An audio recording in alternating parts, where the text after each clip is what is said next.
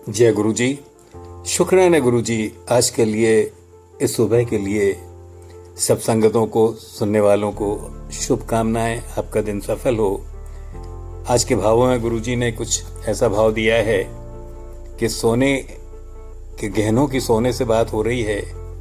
दूसरे शब्दों में कहें, आत्मा की परमात्मा से बात हो रही है, एक संवाद हो रहा है, कुछ प्रार्थना हो रही है। ऐसे मिले जुले भाव हैं, समर्पित हैं कि अनंत शक्लों और युगों की अवधि के बाद सोने के हार व कंगन सोने से ये बोले। दोबारा बोलता हूं, अनंत शक्लों और युगों की अवधि के बाद सोने के हार कंगन वगैरह सोने से ये बोले कि हमें भी अपने जैसा कर दो।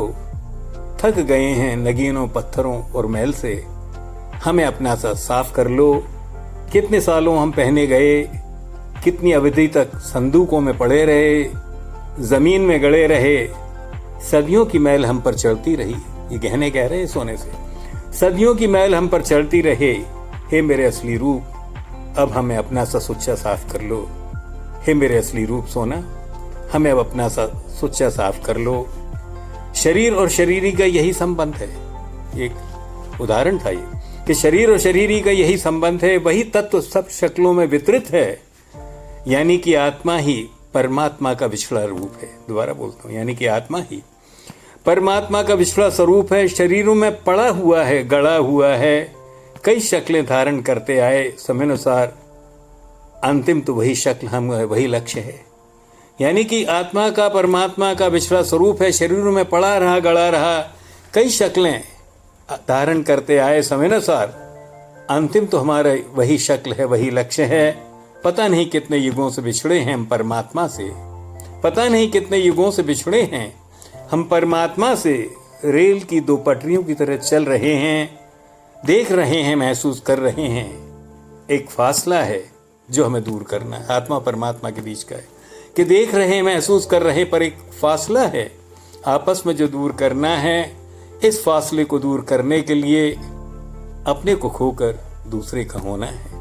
इस फासले को, यानी ईश्वर और शरीर की बात हो रही है, आत्मा परमात्मा की बात हो रही है कि इस फासले को दूर करने के लिए अपनों को खोकर दूसरे का होना है, यानी परमात्मा का होना है। अब ये कैसे संभव होगा?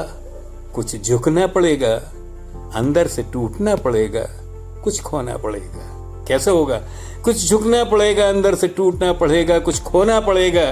क्योंकि एक होने के लिए एक को होना पड़ेगा, तब दूसरे का होना पड़ेगा। दोबारा बोलता हूं, क्योंकि एक होने के लिए एक को खोना पड़ेगा, तब दूसरे का होना पड़ेगा।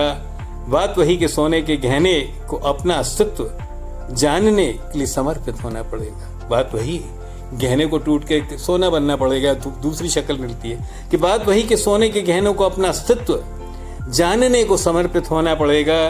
जो भी शक्लें अख्तियार कर रखी हैं उनसे वंचित होना पड़ेगा, तभी तो हम जुड़ेंगे। यदि रहे एक दूसरे के विपरीत, यदि रहे एक दूसरे के विपरीत, तो फिर कैसे आपस में जुड़ के एक बनेंगे?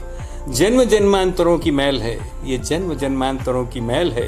तप कर, टूट कर, गल कर ही तो मैल से निकलेंगे, तभी तो असला सोना बनेंगे। दोबारा बोलता हूँ, जन्म जन्मांतरों की मैल है, तप कर, टूट कर, गल कर ही तो मैल से निकलेंगे, असल सोना तभी बनेंगे। यदि सोचें समझें तो ये मिला जीवन एक तपस्या के सिवा क्या है? यही तो है।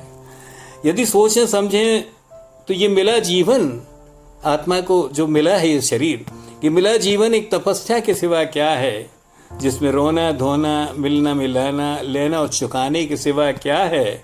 भोगना भुगतना, मानसिक शारीरिक तपों को सहते निकलने के सिवा क्या है? दोबारा बोलता हूँ कि भोगना भुगतना, मानसिक या शारीरिक तपों को सहते निकलने के सिवा क्या है?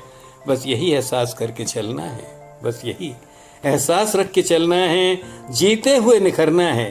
क्योंकि अपने असल रूप को हासिल करने के लिए, क्योंकि अपने असल रूप को हासिल करने के लिए ये स्वरूप तो खोना पड़ेगा जो संभव है, असंभव नहीं है। ये भव है, अंडरलाइन कीजिए, जो संभव है असंभव नहीं है, ये भव है, ये अपना असल घर नहीं है। ये भव है, भव सागर है, ये अपना असल घर नहीं है। जो समझ गया विवेक जागा तो मुमुक्षुता जाती है, राह दिख जाती है। जो समझ गया विवेक जागृत हुआ तो मुमुक्षुता आती है, राह दिख जाती है। फिर वो असल सोना या ईश्वर हमें अपनाने में देर नहीं करता है। फिर वो असल सोना या ईश्वर या परमात्मा हमें अपनाने में देर नहीं करता है। दृढ़ संकल्पित हो कर्म कर्तव्य करते उसको होने की, उसके एक होने की इच्छा जाग जाती है।